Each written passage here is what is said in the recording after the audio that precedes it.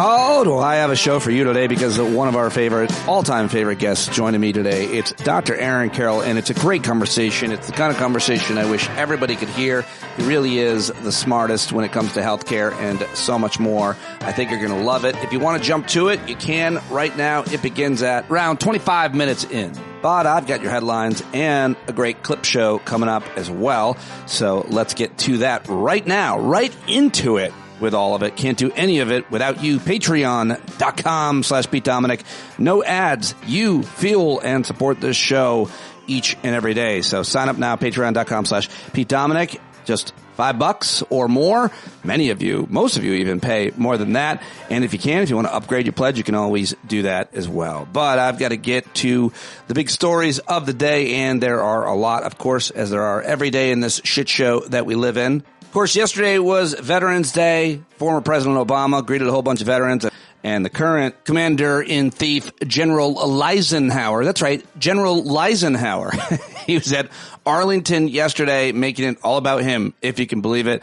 And he was also asked why he still thinks it's better to get the Congressional Medal of Freedom than the Medal of Honor. I've actually got a embarrassing piece of audio of the Commander-in-Chief himself. I rarely play him, but that is all coming up. More canceled flights. The major airlines are expected to cancel 6% of their flights at 40 high-traffic airports yesterday to comply with the FAA's mandate, despite the Senate passing a preliminary agreement to end the government shutdown. So hopefully you haven't been affected by that. In the Middle East, some Trump administration officials are deeply concerned that the Gaza peace deal between Israel and Hamas could break down because of the difficulty implementing many of the core provisions as private documents obtained by Politico and circulated among U.S. officials underscore the lack of a clear path forward. I am absolutely shocked to hear that they don't have a clear path forward in the Middle East. That is really surprising that the administration wasn't ready and doesn't have something realistic to move on. In a deadly attack in Pakistan, at least 12 people were killed and 27 others wounded in an attack on their capital, Islamabad, according to officials there. It was the first major attack to hit the city in more than a decade, and comes as Pakistan is facing a resurgence of assaults by several insurgencies. In India, meanwhile, the deadly car explosion that killed at least 8 people in their capital is being investigated as a possible terrorist attack, law enforcement officials said, raising concerns it could escalate tensions in the region. Well, let's come back home here because yesterday also Presidencia, that's right, Presidencia was sitting down with the Syrian president and former leader of Al-Qaeda, who he said it's an honor to meet. That's right. Couldn't have predicted that. They were at the White House on Monday, I should say. Once a pariah state into the U.S. led global coalition to fight the Islamic State group. He arrived at the White House around 11:30 for his Oval Office meeting, which was closed to the press. So there you go. And listen to this. Your pasta could get a lot pricier under new tariffs targeting Italian imports, if you can find them at all. Starting as early as January, U.S. tariff rates on imported pasta from 13 major Italian companies could soar as high as 107% under preliminary U.S. Commerce Department decision. For consumers in the United States, this means the cost of Italian pasta could more than double if the brands decide to pass tariff costs onto retail buyers. And our Ayatollah is making one last effort on the E. Jean Carroll case. While the Supreme Court considered the administration's bid to halt food stamp funding and deploy troops in Chicago, old Liger Woods' personal lawyers are asking the justices to reverse one of the civil verdicts won by E. Jean Carroll, the writer he was found liable for sexually abusing and defaming. Oh, and by the way, Darth Tax Evader yesterday, I rarely mention the post that he makes on Facebook, or anywhere else, I should say. This is, I think, Truth Social. But I've got some audio and I want to jump into the clip show. So yesterday, he posted to Truth Social he wrote, call in the troops to save the Miracle Mile Shopping Center in Chicago. Here's the thing. There's no Miracle Mile Shopping Center in Chicago. And there's the Magnificent Mile, of course. Let's let the governor of Illinois, J.B. Pritzker, take this one. He doesn't even know the name of Michigan Avenue as the Magnificent Mile, not Miracle Mile. All I can say is Donald Trump doesn't know anything about Chicago. He still thinks, Chicago is someplace that's on fire, like he says about Portland.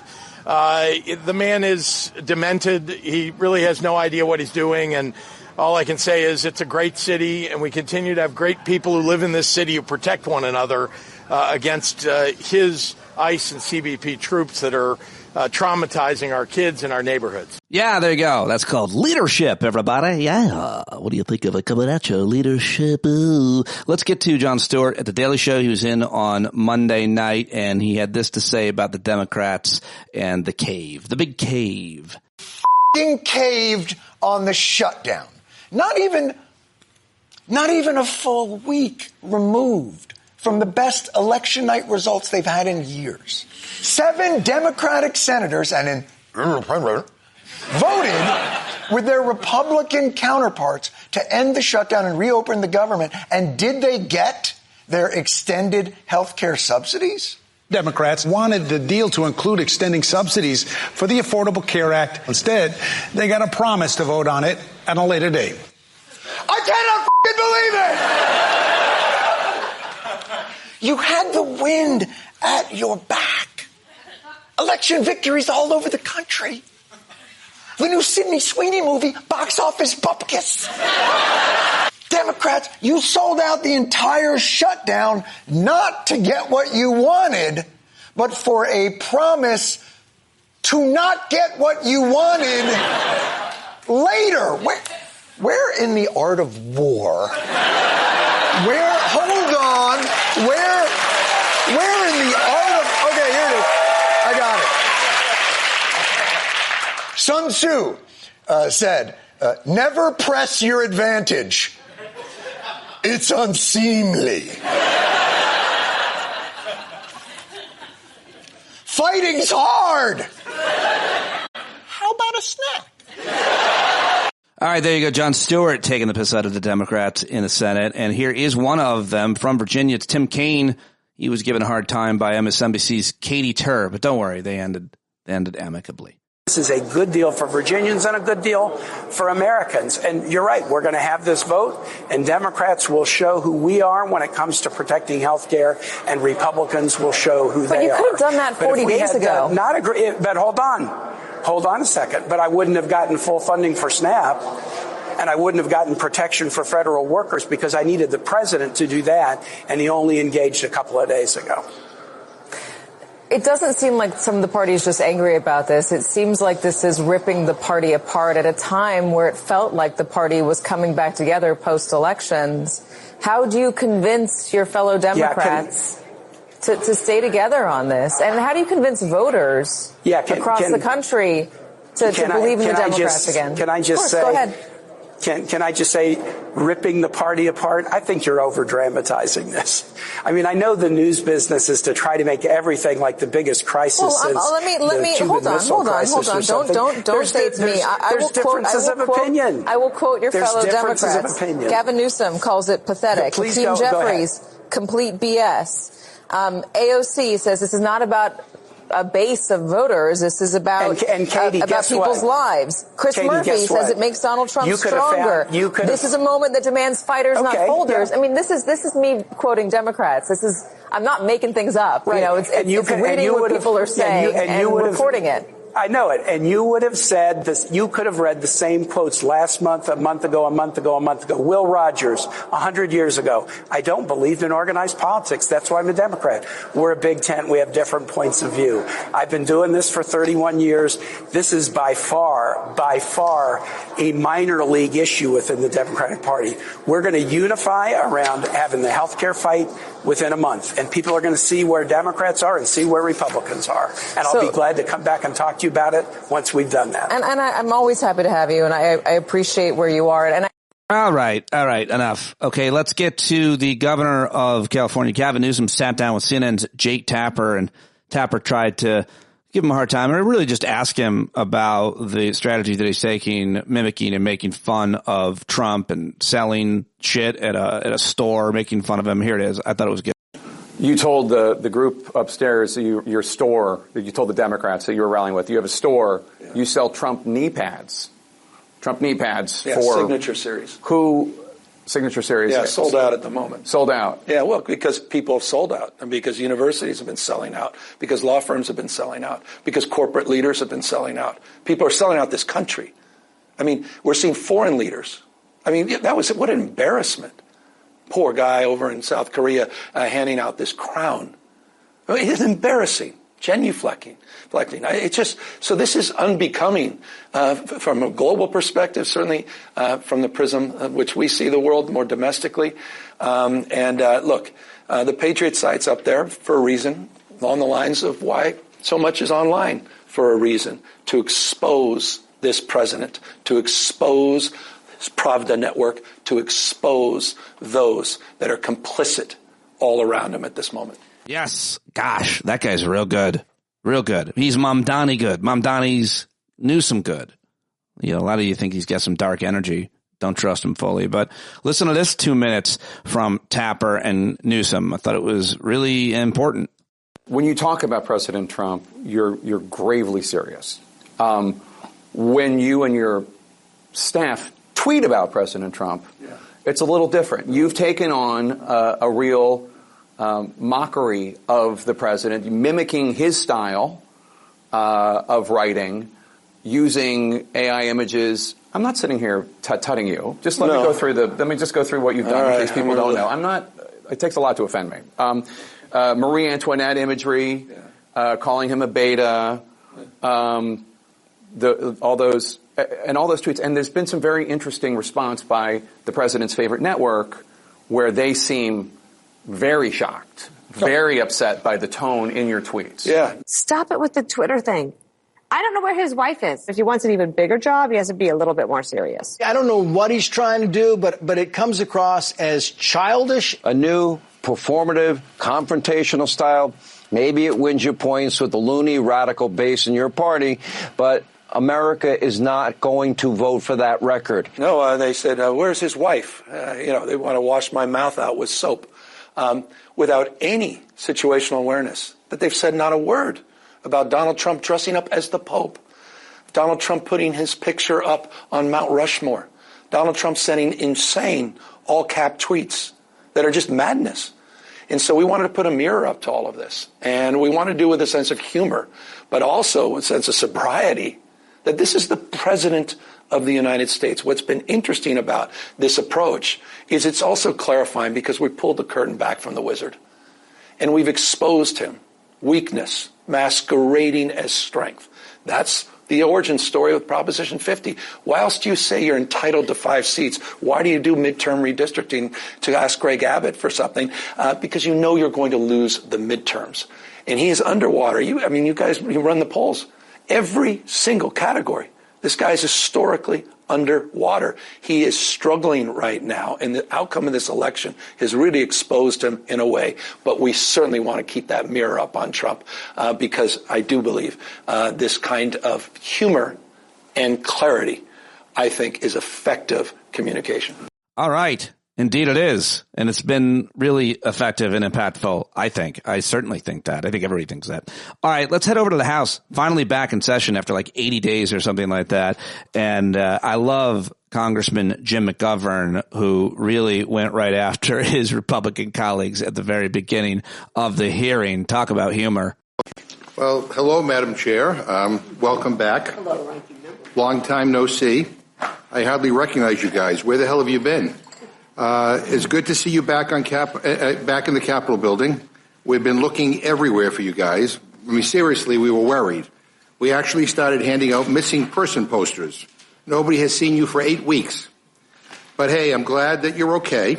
I'm glad that you survived your nice 2-month paid vacation while Democrats stayed in Washington to try to end this shutdown. Yeah, well done, McGovern. And then later on, at some point during the hearing, he twisted the knife further with this. Even your own colleagues called it out. Even Marjorie Taylor Greene says you guys messed up. When Marjorie Taylor Greene thinks you've gone too far, you might want to rethink things. And finally, one more clip from McGovern at that hearing where he talks about health care and makes fun of them and makes a lot of good points here. You don't even have a health care plan. You've been promising one for over a decade, and we've never seen it because it doesn't exist. Or maybe it's simply just hiding behind the missing appropriation bills that this Republican majority hasn't passed. I don't know. But what I do know is this. Republicans have been in charge for 292 days. That's 292 days to do something, anything, to lower costs, to bring down prices, to make America more affordable, to do something about health care, tariffs, grocery prices, rent, or heating bills. And what did you do?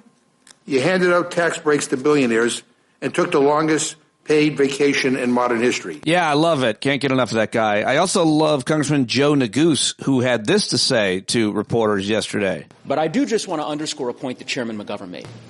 And in particular, I say this, for the press that are gathered here. Many of you whom have covered the developments in this Capitol for a long time, who were here when Speaker McCarthy was Speaker, when Speaker Pelosi was Speaker, when Speaker Ryan was presiding. This is one of the most shameful episodes, in my view, in the modern history of the Congress. The decision that Speaker Johnson made to recess the House for 54 days, to send Republican members home on paid vacation for 8 weeks, is disgraceful. It is a debasement of our Constitution. It is unprecedented. And every Republican member, as they arrive this evening and tomorrow morning, ought to be asked the question, why they endorsed this abdication of Congress's power for the last 8 weeks. Why they supported the Speaker's decision to send the Congress on vacation for 8 weeks as premiums are skyrocketing for millions of Americans. There's a reason, as the leader has articulated previously, that Steve Bannon has compared the Congress to the Duma. It's because that is the way in which Speaker Johnson and House Republicans are functioning. And it is time for accountability. As the as the leader and as the whip referenced, Republicans have an opportunity now that they finally ended their 54-day vacation to do the right thing. We're going to give them that opportunity in the Rules Committee, which is the first committee hearing in the House that will have been held since September. Shameful. And I know my colleagues on the Rules Committee feel the same way. All right, Joe Neguse. There you go. I think I stepped on him. Sorry about that, Joe. How about this? This is one more Congressman, Democrat Ro Khanna, who has been leading with his Republican colleague, Thomas Massie, to learn more about the Epstein victims, the Epstein files, and he was talking to, I think this is the Midas Touch guys yesterday. Congressman, as a fake final question, my producer's saying I have to ask you a question about the discharge petition, because if there is something that may move along if the shutdown ends, is the discharge petition that you and Congressmember Massie put forward to release the Epstein files. Lots of people are still saying after Adelita Grajal was sworn in that MAGA Mike's going to try to pull something to block the discharge petition by using some procedural maneuver. While I have you on, I got to ask you about that. It's going to be huge. I mean, Adelita Grajal is probably going to get sworn in Wednesday. 7 days after that, we will get a vote on the Epstein file. Now, that's 7 legislative days. I believe we are going to get that. I'll break some news. We're talking with Mike Massie now of getting another major press conference with the survivors early next week at the Capitol. There's going to be so much momentum left and right to say, out with the Epstein class. Rich and powerful people who abused young girls, who think they live by a different set of rules. America is done with you. We're done with that kind of elite impunity and corruption. And I believe we will get this vote. 60 votes, probably 60 Republicans will line up and vote for it. It's going to be the first day that Donald Trump will be a lame duck when he has 60 Republicans voting against him. So I am committed to this. And that is one silver lining of the House opening back as it takes up this terrible bill, as Adelita Grajal does get sworn in, and we will get that vote on the Epstein files. That was the real final question. Thank you. All right. There you go. Well, one more clip before I get to some comedy, and that is from a reporter also at the Midas Touch, one of those guys explaining the breaking news yesterday. Really big story about this district that a judge has ruled has to stay blue. It's a whole gerrymandering, redistricting thing. You know, the scam that they've been trying to run started in Texas to get rid of actual Democratic districts so they could keep their majority in the House. Well, it looks like they might not. And Democrats who worked on this issue, who organized on this, who filed suit, who did all the legal work and everything else, deserve a lot of credit. But it's explained by this Midas Touch reporter. Here it is. So I can't even believe I'm saying this right now, but it looks like the Democrats were actually hugely successful as they quietly fought back against the Republican attempt to rig the maps for the 2026 midterms. If you remember, the story from just a few months ago was that Republicans were gerrymandering all of these districts in these states that were going to bring all these new seats to their party and totally screw over the Democrats in the 2026 midterms. Texas, of course, became a huge focal point of all this as they decided randomly to start redistricting their entire state to give Republicans 5 more seats. Or so they thought. I'll get back to that in a moment. So today we got the big news that Democrats scored a huge redistricting victory in Utah as a judge overruled the Republican maps as being illegal and against the Constitution, and they ordered a new map which would draw a Democratic district in a Harris plus 24 area. And as election analyst David Wasserman notes, between Ohio, Kansas, California, Virginia, and now this huge win in Utah, Democrats have quietly strung together an impressive streak of victories over the past few weeks. There you go. That is massive, massive news for the midterm elections and makes it that much harder for the Republicans to win. And all they were doing was trying to make it that much harder for Democrats to win, obviously, by rigging the entire system in one of the most unethical thefts of democracy I can imagine. It's just so audacious what they've been trying to do, getting rid of Democratic districts, which represent, I don't know, Americans. All right. Well, finally, let's get to a little comedy here. We started with some Jon Stewart. Let's end with his brother, Stephen Colbert, on CBS's Late Show last night. It looked like, I don't know if you've seen, I don't know if you've seen the newspapers today. It looks like the government shutdown is coming to an end. Our long national nightmare is different.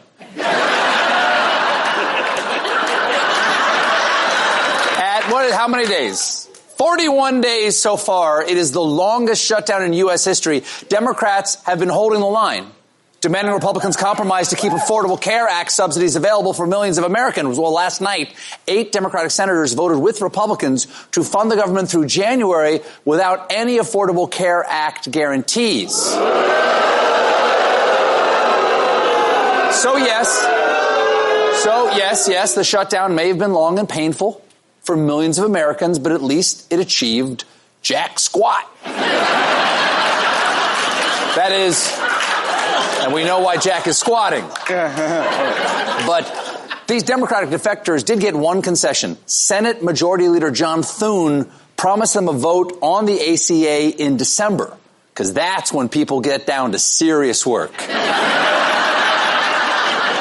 December. You work about 6 days, and half of that is spent doing a mandatory office door decorating contest. Welcome to accounting, or should I say, the Polar Express. Now you got hot chocolate. No surprise, the vast majority of Democrats do not want this. None of those 8 Senate Democrats are up for re-election next year, and 2 have announced they are retiring from the Senate. What a disappointing way to end your career. Reminds me of when Journey released their last single, We Stopped Believin'. Did they? And there you have it, ladies and gentlemen. That is all I've got for you in the opening news segment. That is the shit show. That's what we call it. Your headlines and your clips. And I hope that you took a lot away from it. Spent a lot of time putting it together, as I do all day, every day. And I'm very happy to have you listening to it. Or maybe you just skipped ahead to get to the interview with Aaron Carroll. Either way, very happy to have you here. All right, you can watch this one on YouTube and on Substack, youtube.com/standupwithpete. I hope you'll follow me there. Write a rating and review of the podcast wherever you are listening there. One listener, Ryan, told me to check out Pocket Cast. It's got some pretty cool functionality if you're into podcasts. It's not a live read. It's not a plug. I don't really know much about it, but Ryan is a smart guy, so he listens to this and other show using that app. Because I've been having some errors lately, and when I re-upload it, it's supposed to fix it, I think. So maybe give that one a shot. Sorry for those technical errors. I know they've happened a couple days in a row here. It's a little embarrassing. I don't want to talk about it. Let's get to my conversation with Dr. Aaron Carroll. He, of course, is now the president and CEO of AcademyHealth, which is a really important organization that does and focuses on supporting evidence-based research in science and medicine. Of course, he's also huge on YouTube, where he has 500,000 followers on his healthcare triage channel. He's written several books, including The Bad Food Bible and 3 additional books on medical myths. He's been a regular contributor to the New York Times, The Atlantic, and he's written for all kinds of other major media outlets. Co-editor-in-chief at The Incidental Economist, which is an evidence-based health policy blog.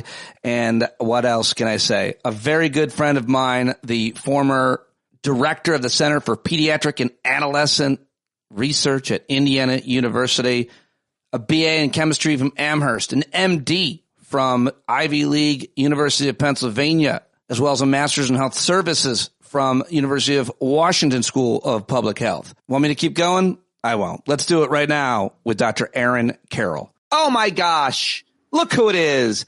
Our all-time favorite, the GOAT, Dr. Aaron Carroll, joining me, and we're live for people watching live, and people will start coming in soon. Hi. I didn't even know you could do live. That's amazing. I just started, so it's just been like a month, and most people are fine to go live, and technically it's been miraculous that we can do this, so I'm glad to see you. Technology is amazing. It is. What will they think of next? You know, you've always been big bullish on tech. You're a fast adapter. Even as you age, you don't seem to slow down. The kids aren't passing you by. But since you mentioned it, since you said technology is great, I've been wanting to ask you this for a while. On a scale from 1 to 10 on AI, how afraid are you of an extinction event? I'm not very afraid. Oh, good. Yeah, there's a lot of steps to get there. And okay. A lot of things that could stop it. So I'm not, that's not what the biggest worry on my plate. It's not even close. Great. I'm glad to. So when it comes to AI, you're not so concerned about what it's going to do to actually kill people. Not yet. No. Okay. And have you dug into all the debates? There's all these, I can't. Yeah. Okay. I figured you had, because you're also like, I think not only are you a brilliant scientist and doctor and researcher, but you're also a total sci-fi nerd. I think that matters because you've read about some of the dystopian or some of the future potentials with AI, and so you can take that and look at the reality of it. Am I right about that? Like I don't know if it makes me like more accurate, but it's like, I mean, I guess I've thought about it, but there's so many different things that could go wrong in so many different ways. That's not top of my list.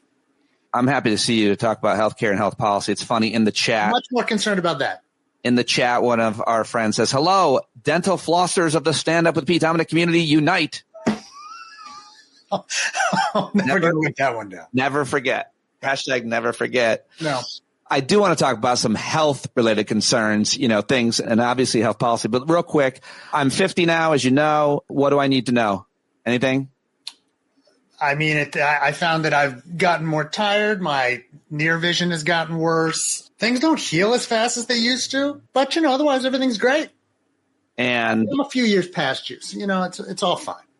And also, got to get this out of the way, nobody else has told you that you remind them of Zohran Mamdani. You keep saying this. I have not been told that by a single person other than you. Not only do you look like him, which I think is a compliment, he's considered a handsome man, but you young too. So it's like that. I guess that's a compliment because I look at me on the screen and I'm like, that guy looks old and tired. You also share mannerisms, or he shares mannerisms with you. Yeah, because one thing that he does that you do is when you're listening or even debating, I've seen you more than anybody, you have a smile. You keep a smile on your face. You keep this pleasant energy throughout a contentious conversation. And sometimes I'll say, maybe it's only me that sees this. Sometimes I feel like I see a glimmer or a glint that you're excited to give the answer because you got a really good answer coming up. So it's kind of twofold. Am I right? Sometimes. Also, it's just like what? There's no point in getting angry. It's like it's just easier to have a better conversation without going that way. Yeah, that's where we disagree, of course. I know that.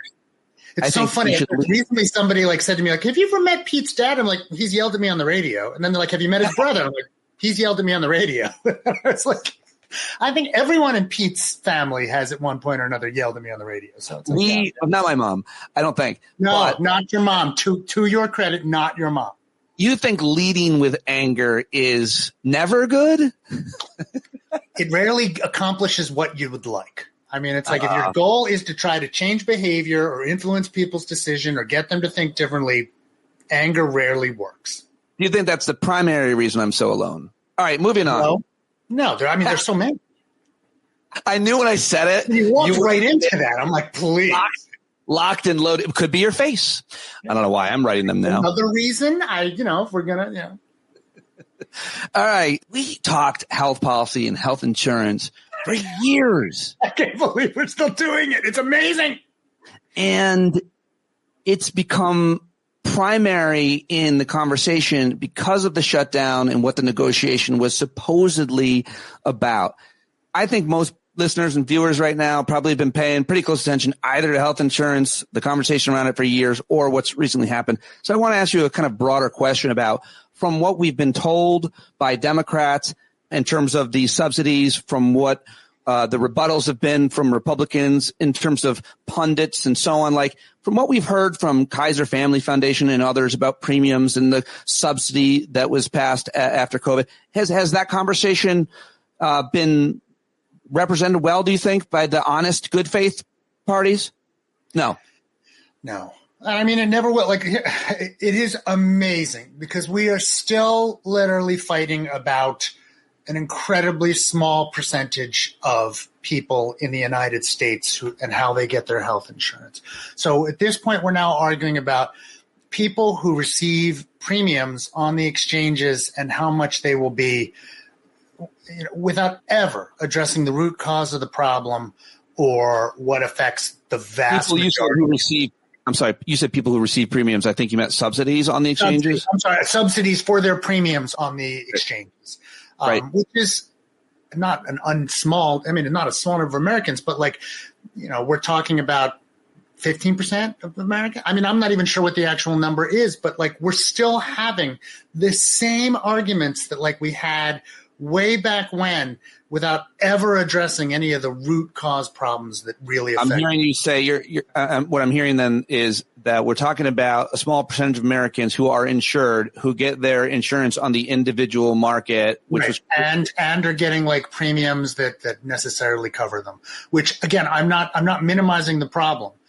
It's real. People are going to see their premiums go up significantly because of the end of these subsidies. It's just that this is the same argument we were having in 2009. It's still how do we cover those who don't get Medicare? We're not focusing on Medicaid at the moment, but Medicaid or the VA or through their job, and then have to go to the exchanges and are getting premiums, and how much those premiums should be. That is literally the argument that we were having. That was the Affordable Care Act back in 2009. Okay, when we talk about healthcare, we learned from you it's a three-legged stool: access, cost, and quality. Sure. And arguably, not much has been done to bring down the cost of health insurance. And as a result, you're talking about a small percentage of people who get their insurance on the exchanges, individual market, but aren't premiums always going up for everybody, no matter where they go? See, that's just the problem. We're always focused on how do we bring down the cost of insurance. The problem is the cost of care. The cost of insurance is pegged to the cost of care. If we only ever address insurance without ever focusing on actually delivery and care, there is no magic solution. It has to be covered. If you add up the total cost of healthcare in the United States, it has to be somehow divided amongst everyone in terms of insurance. Some of that's going to be paid by government. Some of that's going to be paid by jobs. Some of that's going to be paid by individuals, although that's really all individuals. It's just math. And you divide it out. If the cost of care keeps going up, there is no magic that you can pull that'll all of a sudden make insurance cheaper. Everyone keeps looking for it. It doesn't exist. We have to, at some point, if we want to, address the actual cost of care. Okay, so that being said, some people might think even if the cost of care stayed the same, insurance companies are always raising their rates anyway. They're always trying to nickel and dime us no matter what. The insurance company, they're denying our claims to make more money. The insurance companies, it sounds almost like you're saying don't blame them for raising their insurance when the cost of care is going up. Everyone is to blame. No one is blameless. Insurance companies carry their share of the blame for a variety of reasons. But the cost of Medicare is going up every year. The cost of Medicaid goes up every year. The cost of your insurance on jobs, which is often just paid for by your large corporation, goes up. Like, it's all going up. It's like you could have everyone on Medicare. It would still go up massively. We could shift everyone to Medicare. It will still be the most expensive healthcare system in the world with no end in sight, because it's how much care costs. It's the prices. And all we ever do is try to find fancy ways to shield people from that truth through a variety of mechanisms. And it won't ever work. Got it. And we can talk about what will work and what won't and what the status quo is. But just to be clear one more time, talk about the individual market going up, those who get their insurance on the exchanges. But what about those who get their insurance traditionally that are salary employees through their employer, et cetera? Will those premiums be going up? Absolutely, massively. Like across the country, care now has started to go up. The cost of care, like for a while it had plateaued for a bit, now it's going up again. So nationally, we are seeing across the board significant increases in health insurance premiums. But that's not because insurance companies have collectively gotten together and tried to screw us. It's because the cost of care is going up. And even if you're a nonprofit, small insurance collective trying to do your best, you can't possibly not raise your rates. The reason it's really affecting people in the exchanges is because they have had the benefit of increased subsidies or more taxpayer dollars going to hide that cost from them. And now those are going away. And so they're going to see a shock while everyone else is seeing just a significant increase. But no one's seeing a decrease. Okay. Really important point there. And just real quick on, there's no magic bullet or button in terms of insurance. Why not Medicare for all? Wouldn't that create more negotiating power for all of the cost of care? How's Medicare doing these days? I mean, if we turn to Medicare, its expenses and its costs are also going up. And everyone inside the Medicare system is freaking out about how quickly healthcare costs are going up in that system. It's the cost of care. Medicare beneficiaries tend to be some of the most expensive people to cover. So that cost is going up too. Sure, you don't have as much bells and whistles and overhead perhaps with Medicare, but it is not immune from the rising cost of healthcare. No matter what you're drinking, if you're watching live, if Aaron says cost of care again, you have to drink. Because clearly that's the point. And so let me just ask you one, I think this is the best possible question right here. Is the cost of healthcare going up in Canada and the rest of the world? Yes, but not as much, not as quickly. That's a good question because... Yeah, it is. It is like, I mean, look, again, the cost of care goes up everywhere. The problem is that the cost of care in the United States is so much more than everywhere else that even if we all go up by a similar percentage or even a small percentage, the actual dollar amount that keeps hitting us is so massive. And we will not make changes to the delivery system or the things that might matter to reduce the actual cost of care, and almost every other country will. Okay, let's get into it. Is it an hour-long conversation, a 10-hour-long conversation to talk about the cost of care? No, we can do that. I mean, okay, it's like we won't get to the end. I mean, we won't hit everything, but sure, go ahead. All right, but before we get to it, I got to just ask you one more question that's very relevant right now, and I want to share with folks everywhere, which is you don't have to be cynical to make fun of Republicans' fake proposals to replace Obamacare. It just never comes. They talk about, by the way, they often, when they're asked about it, they say, we don't want to play our hand. Aaron, would there be any reason not to play your hand when it comes to a policy proposal for insurance or healthcare? No, if for no other reason, then there is no magical solution. Right. Sure. So it's like there is no secret magical solution. If there was a way to reduce costs and improve access and improve quality at the same time, everyone would do it, including the United States of America. No one is against that. Nobody. It doesn't exist. And so we keep looking for a magical solution that absolutely does not exist. Every proposal will have trade-offs. And accepting those trade-offs and debating them honestly is the only way to move forward. We never do that. It's such an important point, not only with health policy, but everything else. But we don't do trade-offs. We don't even understand what that means. You just can't have everything that you want. No. And that's why, by the way, you're not happy. No, so, I'm like most unhappy about our healthcare because what plagues the rest of the world is they don't want to spend enough. like the solutions are there, but they would cost money. Like you need to improve your quality, you probably need to spend a bit more money. You need to improve your access, you could do that by spending more money. We've already done it. We spend so much money, like astronomical amounts of money, and we don't get it. And so that's where it's like, why it's so frustrating. Like we've done what almost every other country lacks the political will to do, but without seeing really the benefits of what that should accomplish. And so we're wasting the money. So all that being said, the president has said for a couple of days now what he would like to do vis-a-vis healthcare. It's very limited, but I'm just going to read it to you. Sure. He said several times, but the most, I guess this is the most nuanced version of it at least. He says, I'm recommending to Senate Republicans that the hundreds of billions of dollars currently being sent to money-sucking insurance companies in order to save the bad healthcare provided by Obamacare be sent directly to the people that they can purchase their own much better healthcare and have money left over. In other words, take from the big bad insurance companies, give to the people, and terminate per dollar spent the worst healthcare anywhere in the world, Obamacare.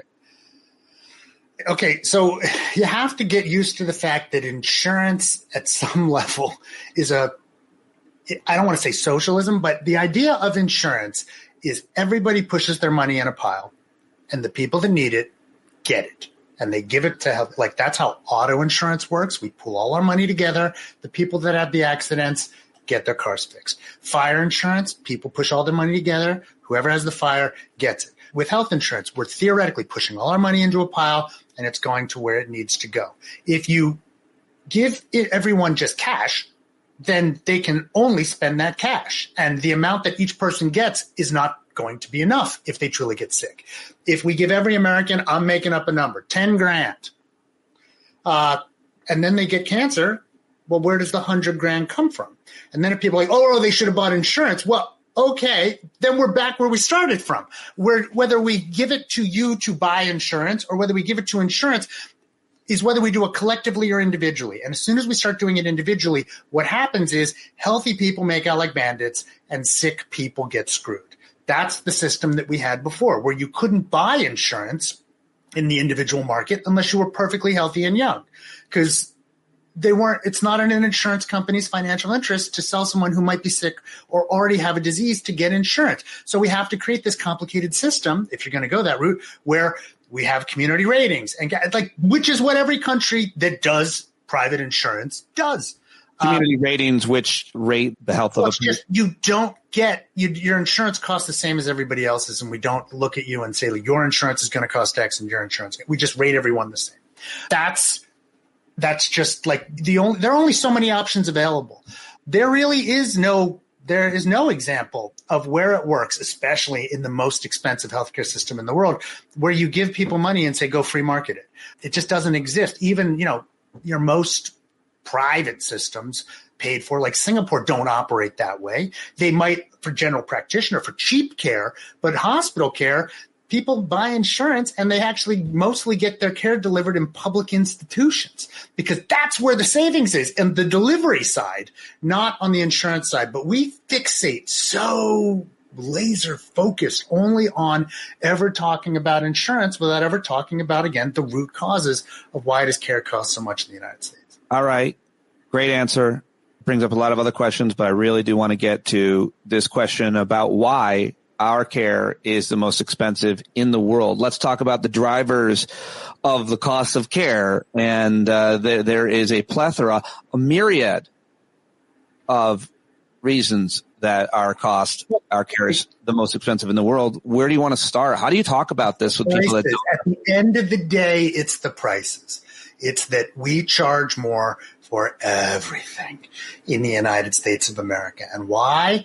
Sort of because we can, and sort of because we have an incredibly non-functional market that we refuse to regulate in the ways that we could. And because of a bunch of factors that drive in completely different areas, there really is no lever to pull in the system that we have built to drive down prices. Are we mostly talking about two categories of costs, and that would be, one would be drugs, devices, et cetera. The other would be treatment itself? All of it.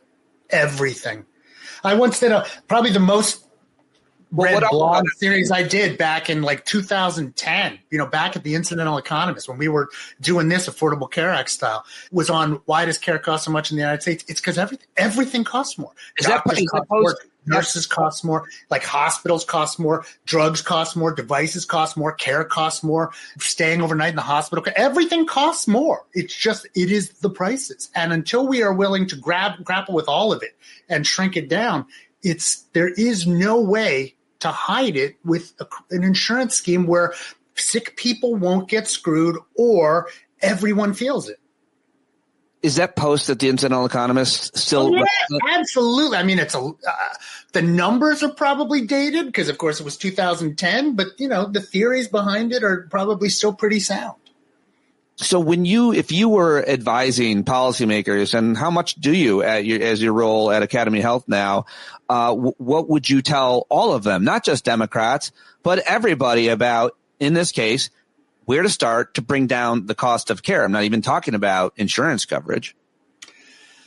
So it depends how far you're willing to go. Truly, if we wanted to, I think the secret sauce that we don't talk about, and this again, you're getting Aaron Carroll's opinion, because I think we would need to have a debate and people would need to poke holes in what I'm saying.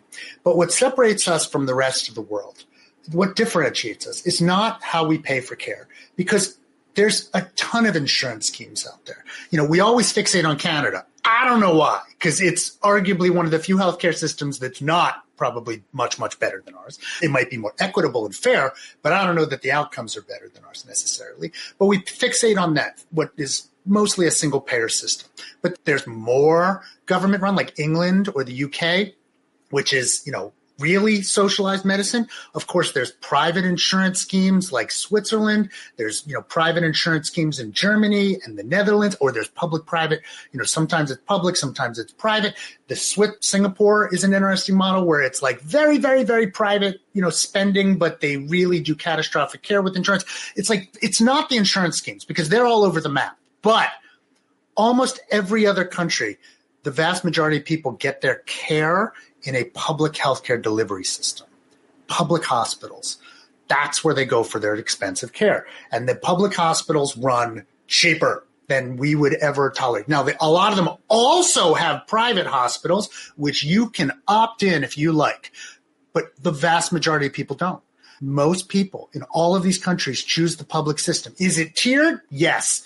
Are there differences in what you're going to offer? Yes. Most people opt for cheap, much cheaper care that's good enough in all of those healthcare systems. We don't really have that in the United States. Everyone wants gold-plated. Everyone gets gold-plated. We might have nonprofit hospitals, but they're still incredibly private and expensive, and they deliver in many ways more than what most people do. We would have to just start really focusing on a radical redesign of our delivery system, I think, if we wanted to truly come to grips with the fact that we could provide cheaper care. We just seem to be it's very ironic because we think we're the capitalists, but everybody in the United States wants the same exact gold-plated care. In many other countries, they explicitly tier it, and you can make choices, and most people choose cheap. Most people choose cheap. Insurance. No, care, delivery, care, hospital. In other words, you can choose between these two hospital systems, the public system or that gold-plated private system over there. Now, often you have to buy different insurance products to access them or come up with the cash on your own, but that's the difference. Not what we argue about all the time. Not like, could we go to – if we go to single payer, we will still have the most expensive healthcare delivery system in the world, not the United States, the world. And so – that doesn't fix it. It's not. Now, some people argue if we create that public, let's say we got everybody on some kind of public insurance scheme, that then we would use that political muscle to force our private delivery system to lower its prices universally. Yeah, okay. I haven't even seen the political will to change our public insurance system, let alone think that somehow all of that, we can't even do that with Medicare or with Medicaid. So the idea all of a sudden that we're going to do it writ large, no. I thought you might say, and I don't know what you think about this, obviously, but that one of the big issues with reform of any type, specifically healthcare reform, are issues around campaign finance and how much special interest contributes. So whether it be doctors, hospitals, pharmaceuticals, it affects the way that a policymaker is going to be able to, let's say, find courage to stand up against any one of those. There's a lot of trade-offs. It's so much worse than that. It's like, because you're envisioning there's a big bad group of people who are like making money off this whole system. Remember, we're talking like 18% of our economy. That's healthcare.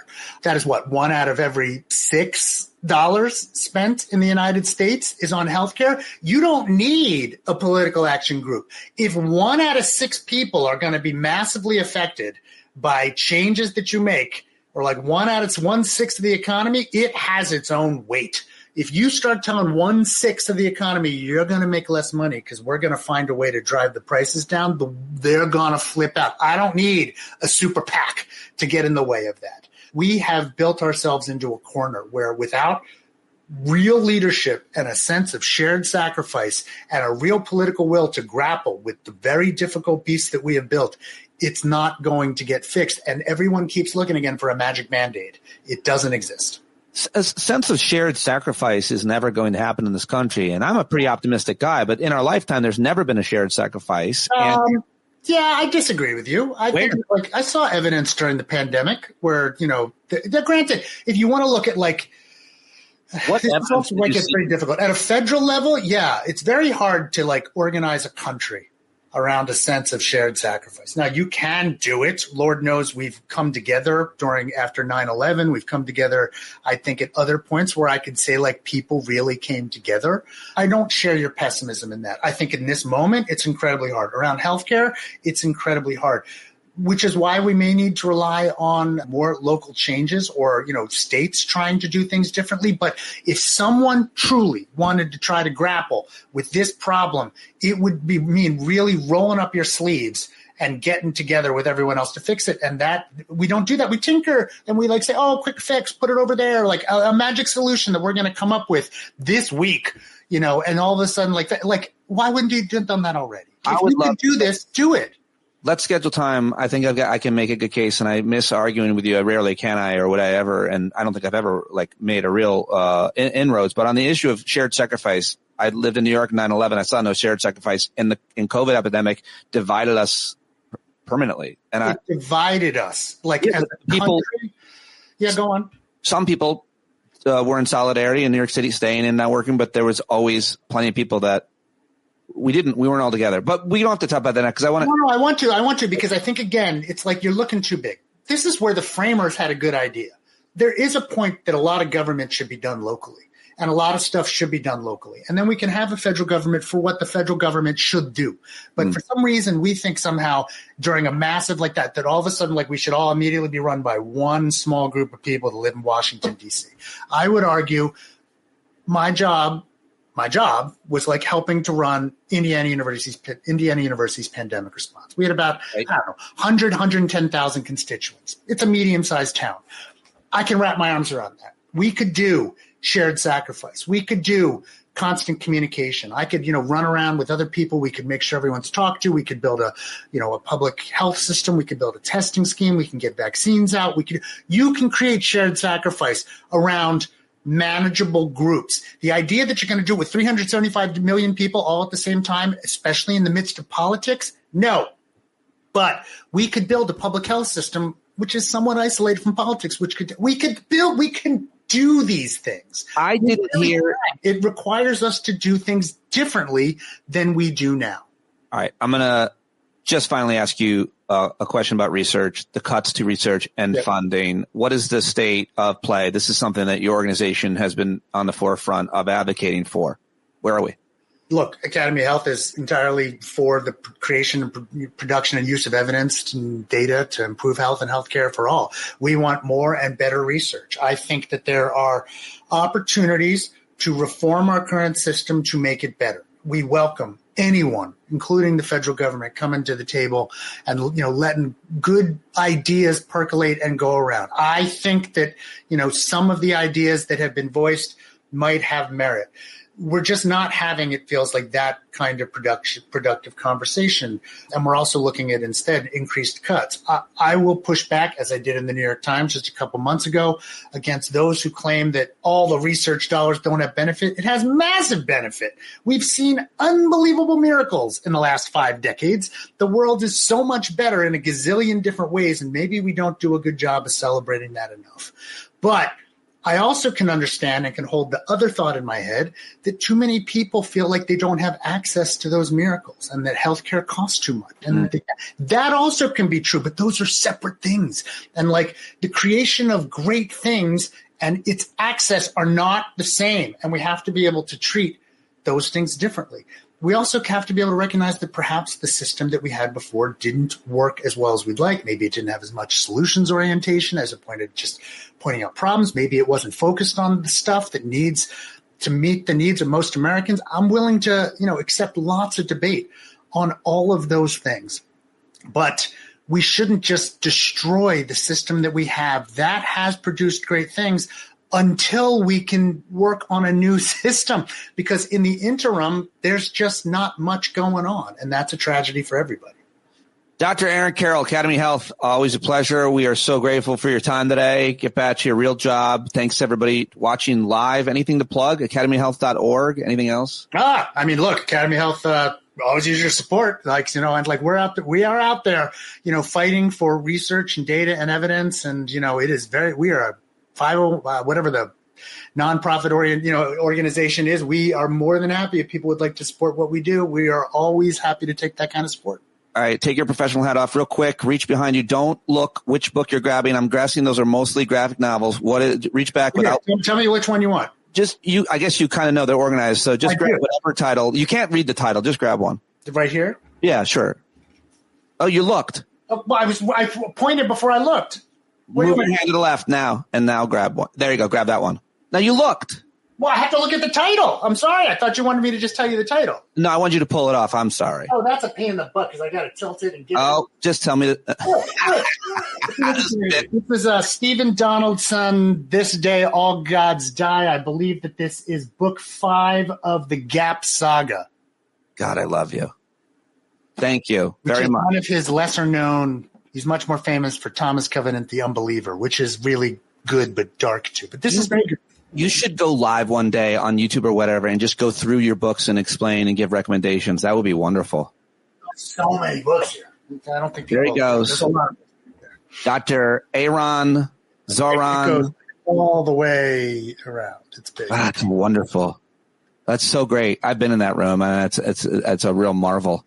Stole some shit.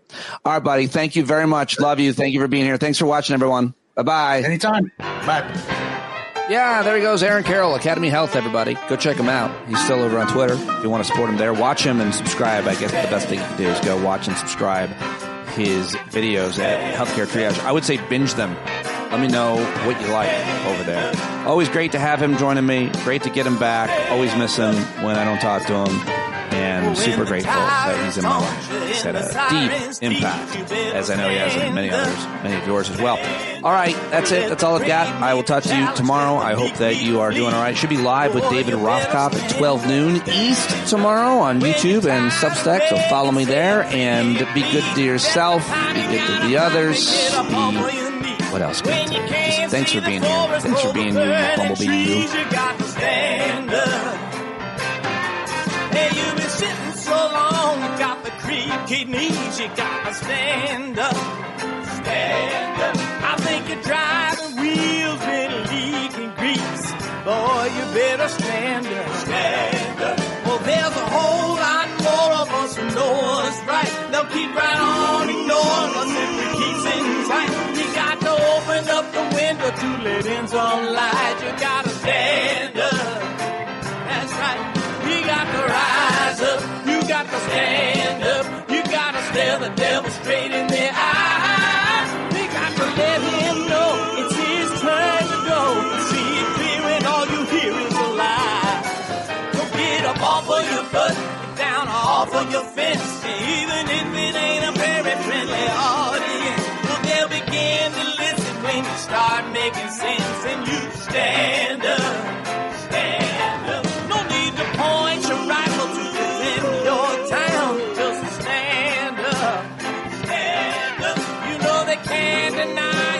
you're laying down. Oh, you better stand up. Stand up.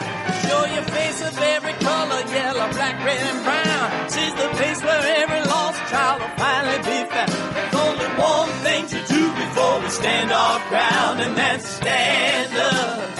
Stand up. Well, the founding fathers saw a land for all. They had to stand up. They had to stand up. They had a keen imagination for a crystal ball, drawing all the plans of a stand up. But all they had to go on was the time they were in, with other causes for laws, and since they weren't even sin, they knew that change was gonna come before the change could begin. They had to stand up. All right, they had to stand up. We got to stand up. We got to look the devil square in the eye. We gotta let him know it's his time to go, and make it clear when all we hear is a lie. Why you lying awake wondering where the money all went? It'll be the cost of freedom that'll go unspent. You can see him flee the scene of that experiment if you stand up. All right, we got to speak up. We got to reach up and raise your voice in every way you know how. Don't be toes up. You got to show up. Ain't no better time to do it but now. No need to pledge allegiance to no wanton tribe. Rise up, show obedience to the voice inside, and listen well, and it'll tell you not to run and hide. It says stand up.